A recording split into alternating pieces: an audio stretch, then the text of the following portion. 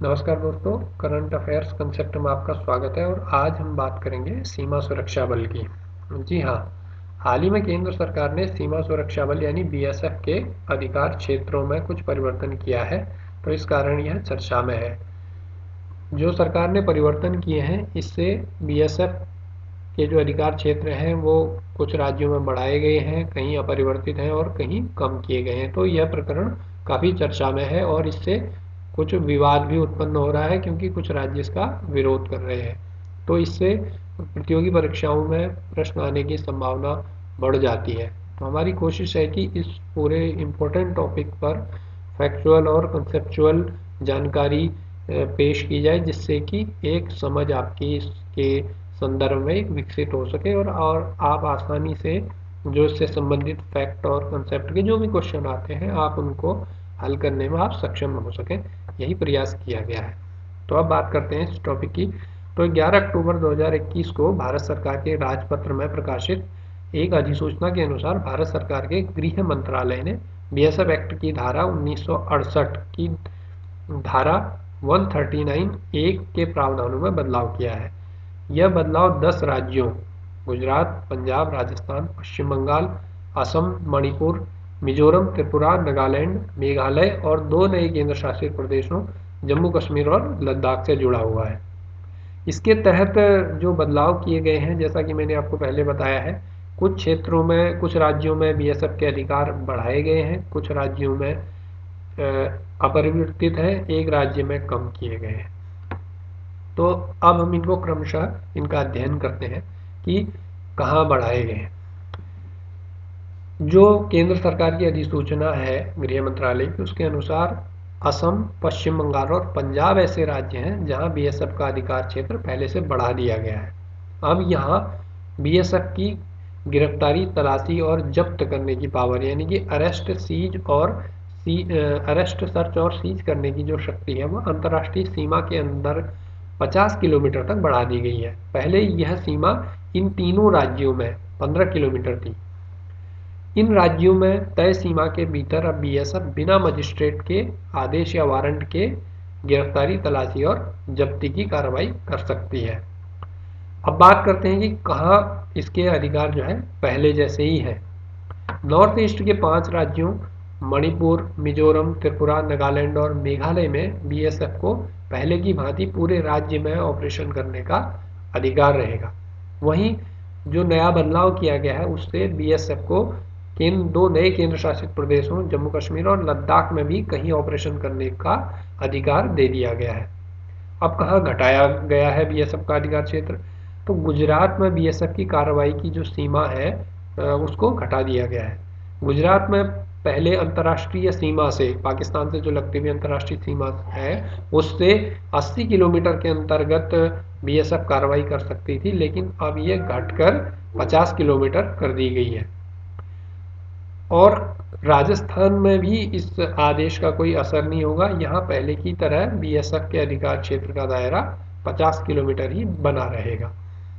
अब देखते हैं कि ये जो अधिकार बढ़ाए गए हैं, इनका क्या प्रभाव है। तो इनका प्रभाव यह है कि बीएसएफ के सबसे निचले रैंक का अधिकारी भी मजिस्ट्रेट के आदेश और वारंट के बिना सीआरपीसी के तहत कार्रवाई कर सकता है। तो दरअसल होता ऐसा है कि कोई भी किसी भी व्यक्ति की गिरफ्तारी करनी है या उसका जो है उसकी सर्च करना है, तो इसके लिए मजिस्ट्रेट की वारंट की ज़रूरत होती है सीआरपीसी के तहत। लेकिन कुछ स्थानों में जहां बीएसएफ को विशेष अधिकार दिए गए हैं, तो वहां सीधे बगैर किसी मजिस्ट्रेट के आदेश और वारंट के ही बीएसएफ का जो सबसे निचले रैंक का अधिकारी जो उसकी गिरफ्तारी और सर्च कर सकता है। इसके अलावा बीएसएफ के अधिकारी को अब कैसे किसी भी व्यक्ति को गिरफ्तार करने का अधिकार मिल गया है जो किसी भी संज्ञेय अपराध में शामिल है या जिसके खिलाफ उचित शिकायत की गई है या सूत्रों से विश्वसनीय जानकारी प्राप्त की गई है कि यह व्यक्ति संदिग्ध है, तो उसको बीएसएफ के अधिकारी गिरफ्तार कर सकते हैं। संज्ञेय अपराध यानी कि कॉग्निजेबल ऑफेंस, एक ऐसा अपराध जिसमें पुलिस किसी भी व्यक्ति को बिना किसी वारंट के गिरफ्तार कर सकती है, तो वह जो कहा जाता है संज्ञेय अपराध। तो जहाँ बीएसएफ के अधिकार क्षेत्र बढ़ाए गए हैं वहाँ बीएसएफ के जो अधिकारियों को है बिना किसी वारंट के गिरफ्तार करने का अधिकार मिल गया है। उल्लेखनीय है कि बीएसएफ को अपने कार्य क्षेत्र में पासपोर्ट एक्ट, एनडीपीएस एक्ट और सीमा शुल्क जैसे कई केंद्रीय कानून हैं जिनके तहत वह तलाशी, जब्ती और गिरफ्तारी कर सकती है संदिग्ध व्यक्तियों की। अब जानते हैं कि बीएसएफ को जो अधिकार है वह किस एक्ट के तहत मिला है। तो ये जो अधिकार मिला है बीएसएफ को, बीएसएफ नियम 1969 के नियम 15 के तहत मिला है। ऊपर हमने जो पहले देखा था वह था बीएसएफ अधिनियम 1968 और यह है बीएसएफ नियम 1969, तो दोनों में कंफ्यूज मत होइएगा। तो इसके तहत बीएसएफ को सीमाओं पर तैनात करते समय 3 प्राथमिक कार्य सौंपे गए हैं। पहला ये कि वहाँ रहने वाले लोगों के बीच सुरक्षा की भावना को बढ़ाना, जो सीमावर्ती क्षेत्रों में लोग रहते हैं, और दूसरा सीमा क्षेत्र में सीमा पार के अपराधों, यानी कि जो गैर कानूनी तरीके से भारत में आ रहा है या भारत से जा रहा है उसको रोकना, और तस्करी और बाकी जो भी अवैध गतिविधि हो रही हैं उनको रोकना। दरअसल अंतर्राष्ट्रीय सीमा पर तस्करी की जो गतिविधियां होती हैं वो बहुत ज़्यादा होती हैं। तो इन तीनों को रोकने के लिए बीएसएफ को अधिकार, इन दोनों जो अपराध हैं इनको रोकने के लिए बीएसएफ को अधिकार दिए गए हैं तलाशी लेने और गिरफ्तार करने का, और कुछ संदिग्ध वस्तु मिली है तो उसको जब्त करने का अधिकार मिला है। अब बात करते हैं कि जो केंद्र सरकार का यह कदम है तो इसका कहाँ विरोध हो रहा है। असम, पंजाब और पश्चिम बंगाल में बीएसएफ के अधिकारों में वृद्धि हुई है। तो इन तीनों राज्यों में, असम में भारतीय जनता पार्टी की सरकार है और केंद्र में भी भारतीय जनता पार्टी की सरकार है, तो इस कारण वहाँ से राजनीतिक विरोध नहीं हो रहा है जिस तरीके से पंजाब और पश्चिम बंगाल में हो रहा है। पश्चिम बंगाल और पंजाब में दूसरी पार्टियों की सरकारें हैं, यानी कि मुख्य रूप से विपक्ष की सरकारें हैं। जहाँ पश्चिम बंगाल में तृणमूल कांग्रेस की सरकार है तो वहीं पंजाब में कांग्रेस की सरकार है। तो ये सरकारें केंद्र के जो ये फैसला है इसको क्या कह रही हैं, संघीय ढांचे पर हमला बता रही हैं, और इनका कहना है कि राज्य सरकार की सहमति के बिना यह अधिसूचना राज्यों की शक्तियों पर अतिक्रमण और संघवाद पर आक्रमण है। ये सब टर्मिनोलॉजी आपको ध्यान रखनी पड़ेगी। दरअसल भारतीय संविधान के अनुसार संघ और राज्यों के जो अधिकार और उत्तरदायित्व है वह तय है। संविधान की राज्य सूची की प्रविष्टि के अनुसार सार्वजनिक व्यवस्था यानी कि पब्लिक ऑर्डर, कानून व्यवस्था का जो विषय है उसकी जिम्मेदारी मुख्य रूप से राज्य सरकार को दी गई है, और इसी कारण यह राज्य इसे अपने इस अधिकार में अतिक्रमण बता रहे हैं और इसका विरोध कर रहे हैं। अब जानते हैं कि पंजाब और पश्चिम बंगाल में कौन कौन से जिले ये जो नया सरकार का आदेश है इससे प्रभावित होंगे। तो पंजाब के जो 6 जिले हैं वो सीधे अंतर्राष्ट्रीय सीमा से लगे हुए हैं, पाकिस्तान सीमा से। तो ये जिले हैं पठानकोट, गुरदासपुर, अमृतसर, तरन तारन, फिरोजपुर और फाजिल्का। वहीं कुछ जिले ऐसे भी हैं जो इन सीमावर्ती जिलों से लगे हुए हैं। तो ये जिले हैं कपूरथला, जलंधर, मोगा, फरीदकोट और मुक्तसर साहिब। तो इस कारण जो है एक अनुमान के अनुसार लगभग जो पंजाब का आधा हिस्सा वह अब बीएसएफ की कार्रवाई के क्षेत्र में आ रहा है। तो इस कारण भी पंजाब में इसका जो राजनीतिक नेतृत्व है वो विरोध कर रहा है। वहीं अगर बांग्लादेश से लगती हुई पश्चिम बंगाल की जो सीमा है वहाँ 9 जिले ऐसे हैं हमारे पश्चिम बंगाल के जिसकी सीमा बांग्लादेश बॉर्डर से लगती है, और यहाँ भी बीएसएफ तैनात है, ये आगे बताऊंगा मैं।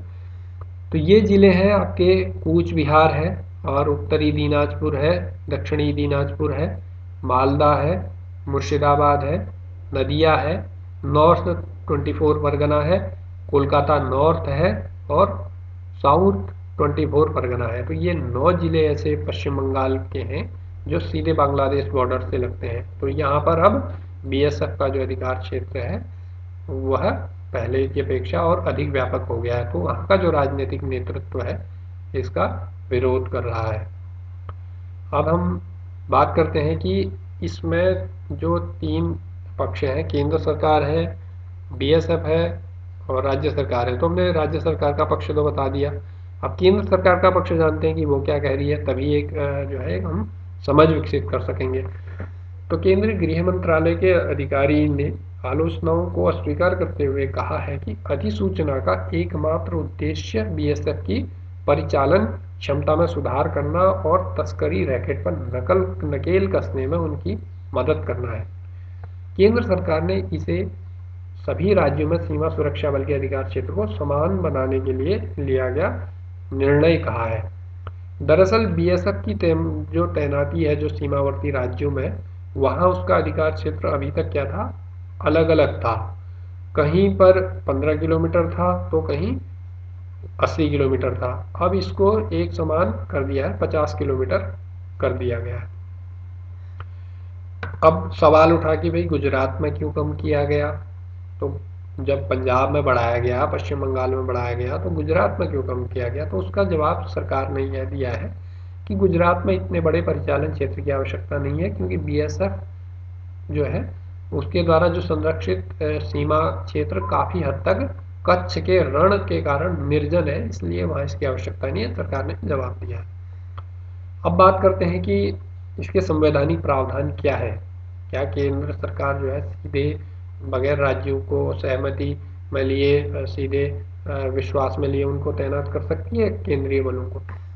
तो केंद्रीय बलों की तैनाती पर संविधान यह कहता है कि संविधान के अनुच्छेद 355 के अनुसार संघ का यह कर्तव्य होगा कि बाह्य आक्रमण और आंतरिक अशांति, external aggression and internal disturbance से प्रत्येक राज्य की संरक्षा करे और प्रत्येक राज्य सरकार का इस संविधान के उपबंधों के अनुसार चलाया जाना सुनिश्चित करे। ये संविधान के अनुच्छेद 355 के तहत कहा गया है। तो इसी अधिकार के तहत आवश्यकता पड़ने पर केंद्र सरकार राज्यों में अपने बलों को तैनात कर सकता है, चाहे इसमें राज्य सहमत हो या न हो। केंद्र सरकार अपने फोर्स को वहां तैनात कर सकता है। इस अनुच्छेद के अनुसार केंद्र सरकार के अधीन सुरक्षा बलों की तैनाती के संदर्भ में किसी राज्य के विरोध के मामले में केंद्र सरकार पहले उस राज्य को अनुच्छेद 355 के तहत निर्देश जारी करता है। अगर केंद्र सरकार के निर्देश का पालन वह राज्य सरकार नहीं करती है तो फिर क्या करता है केंद्र, अनुच्छेद 356 के तहत राष्ट्रपति शासन उस प्रदेश में लगा सकता है, यानी कि वहां की सरकार को, जो चुनी हुई सरकार है, उसको बर्खास्त कर सकता है। अब जो ये हाल का जो निर्णय है इसका बीएसएफ के लिए क्या महत्व है, तो इसे एक प्रकार से हम बीएसएफ का जो परिचालन क्षेत्र है उसमें उसको क्या लाभ हो सकता है वो हम जान सकते हैं।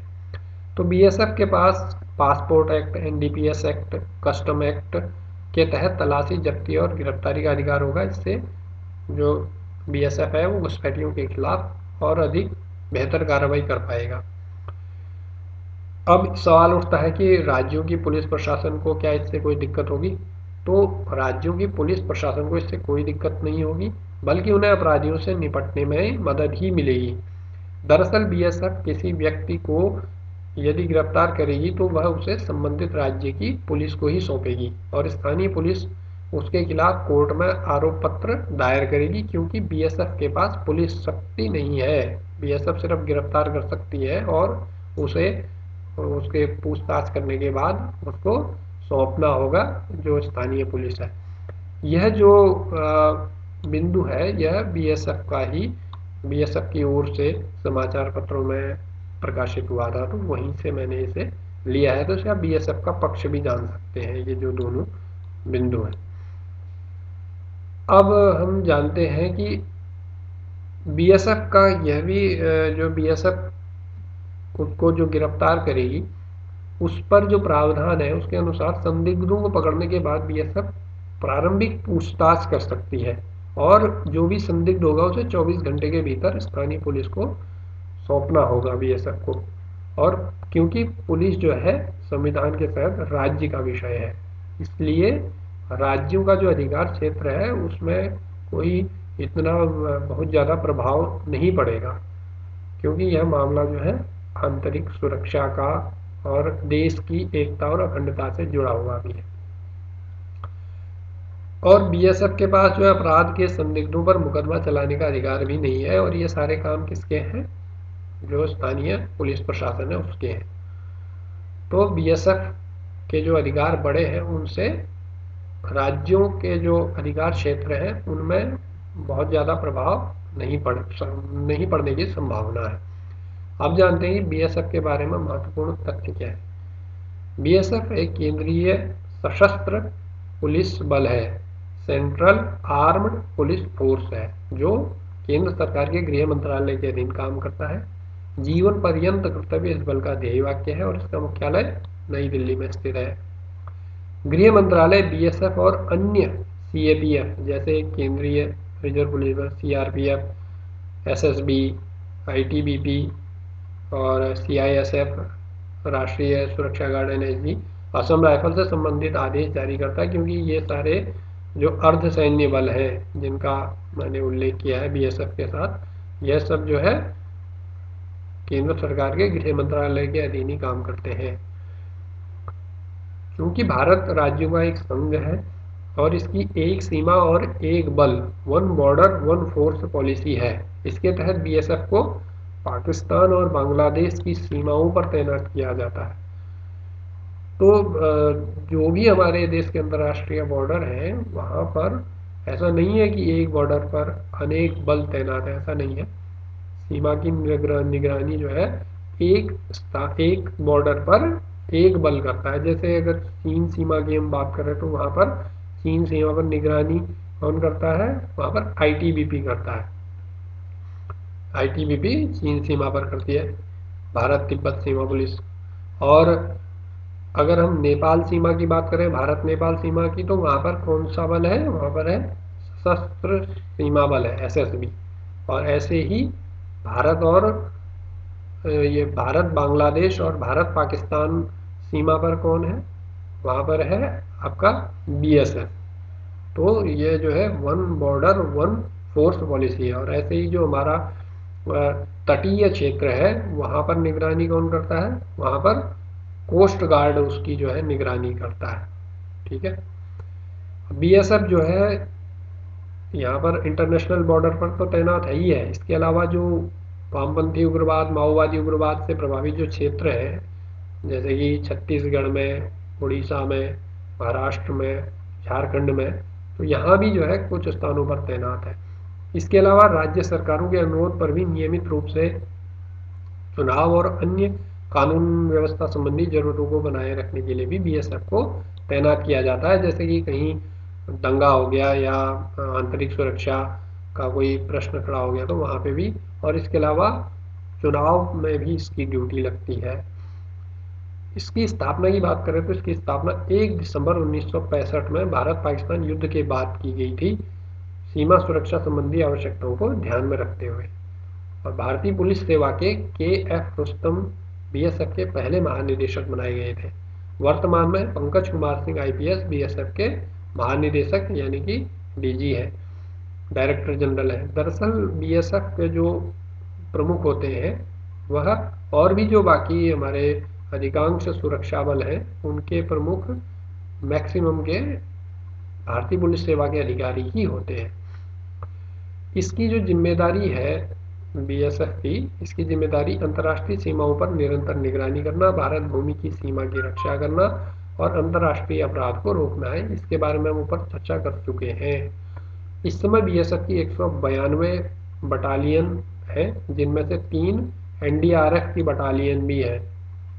ये एनडीआरएफ की जो बटालियन है ये आपदा से संबंधित है, और कहीं पर आपदा आती है तो वहाँ पर इसको तैनात किया जाता है। इसका फुल फॉर्म है नेशनल डिजास्टर रिस्पांस फोर्स। तो इसकी भी 3 बटालियन है बीएसएफ की है।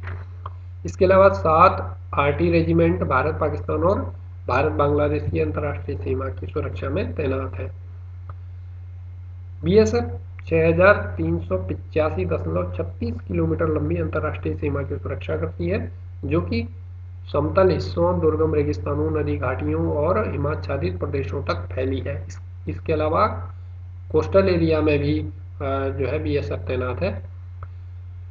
बीएसएफ जो है भारत के पश्चिमी सीमा में पाकिस्तान के साथ लगी 2289.6 किलोमीटर अंतर्राष्ट्रीय सीमा और 85 किलोमीटर की तट रेखा की जो सीमा है भारत और पाकिस्तान की गुजरात में, उसकी भी निगरानी करता है। तो यहाँ पर से भी प्रश्न उठ सकता है। अब जो बात करते हैं कि जो हालिया विवाद है, इस पर हमने तमाम फैक्ट और कंसेप्ट पर विचार किया। बीएसएफ का, केंद्र सरकार का और राज्यों का, तीनों का पक्ष भी हमने जाना और तमाम बातें हमने इस पर की। तो उसके बाद अब हम जानते हैं कि सहमति की राह क्या हो सकती है। सहमति की राह यह हो सकती है कि भारत चूंकि संघवाद की अवधारणा पर आधारित लोकतंत्र है, जिसमें केंद्र और राज्य दोनों को एक दूसरे के साथ समन्वय से अपने आवंटित क्षेत्रों में कार्य करने की स्वतंत्रता है। यानी कि भारत संघवाद पर, फेडरलिज्म पर जो है उस पर आधारित है, तो जहां केंद्र और राज्यों के दोनों के एक दूसरे के अधिकार और उत्तरदायित्व तय हैं और दोनों को अपने अधिकार क्षेत्र में काम करने की स्वतंत्रता है। हालांकि देश की एकता और अखंडता बनाए रखने जैसे कई विषय हैं जहां केंद्र सरकार को अधिक व्यापक और एकात्मक अधिकार भी प्राप्त है। इसलिए राज्यों के को जो है अधिकार क्षेत्र को प्रभावित करने वाले निर्णयों से पहले केंद्र सरकार यह कर सकती है कि उन राज्य सरकारों को विश्वास में ले ले और उनसे बात करके निर्णय ले, क्योंकि एकात्मक शक्ति और व्यापक अधिकार तो उसके पास ही है। राज्य सरकारें माने या न माने, उसके पास इतनी शक्ति है कि वह अपने निर्णय लागू कर सकती है। लेकिन फिर भी एक लोकतंत्र का एक तकाजा है और संघवाद की जो हमारी धारणा है, हमारा जो लोकतंत्र है, उसको मजबूत करने के लिए, उसको और अधिक व्यापक बनाने के लिए केंद्र सरकार यह कर सकती है कि राज्यों को विश्वास में ले, और राज्य सरकारों का भी यही एक उत्तरदायित्व यह हो सकता है कि केंद्र सरकार का सहयोग करें ऐसे मामलों पर जो देश की एकता और अखंडता से जुड़े हुए मामले हैं, आंतरिक सुरक्षा से जुड़े हुए जो मामले हैं, उन पर वह राज्य सरकारों का यह उत्तरदायित्व बनता है कि वो केंद्र सरकार का सहयोग करें। तो फिलहाल बीएसएफ पर हमने काफ़ी चर्चा की और यह चर्चा आपको कैसी लगी आप कमेंट में आप ज़रूर बताएं, और अगर आपको पसंद आया तो इसे लाइक भी करें, शेयर भी करें, और नहीं पसंद आया तो भी अपने रिएक्शन में इसके साथ ही इसको और कैसे बेहतर बनाया जा सकता है, आपकी क्या राय है और किन विषयों पर हमें चर्चा करनी चाहिए, ये भी आप कमेंट बॉक्स में बता सकते हैं। तो फिलहाल इस वीडियो में इतना ही, और अगर आपको लगता है कि यह प्रयास ठीक है तो चैनल को सब्सक्राइब ज़रूर कीजिएगा, इससे हमारा मनोबल बढ़ता है और जो भी अध्ययन है उसको आपके लिए लाने के लिए हम और अधिक रिसर्च करते हैं। तो फिलहाल इस वीडियो में इतना ही। हमारे साथ बने रहने के लिए आपका बहुत बहुत धन्यवाद। नमस्कार।